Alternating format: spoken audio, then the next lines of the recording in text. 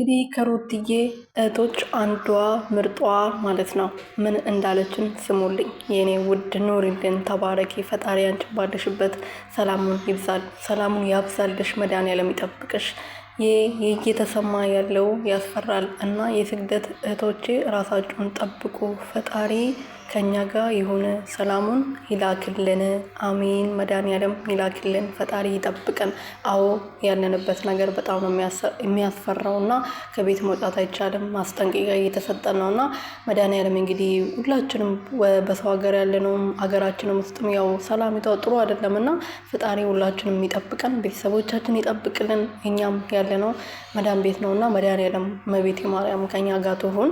አሚን በሉላችሁ ማለት ነው እና ተባረኪልን እህታችን፣ ኑሪልን። መድኃኒዓለም አንቺን ባለሽበት ቤተሰቦችሽን ይጠብቅልሽ የኔ እናት። ሰላም ቤተሰብ፣ እንዴት ናችሁ? ደህና ናችሁ ወይ? እኔ ያለው እግዚአብሔር ይመስገን። በያላችሁበት ሰላማችሁ በዝት ትርፍርፍ ይበልልኝ።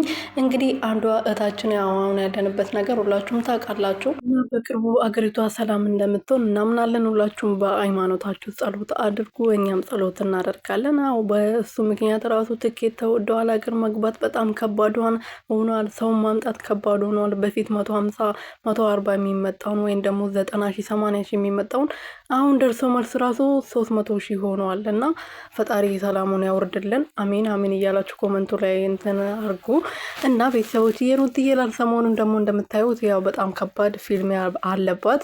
ለሷም ደግሞ ብዙ ሰዎች እየተዘጋጁ አላችሁ። ግን እናንተ ራሳችሁን ጠብቁ፣ ጸሎት አድርጉ። እንግዲህ እነሱ አትጨነቁ፣ እነሱ ስራቸውን እየሰሩ ነው።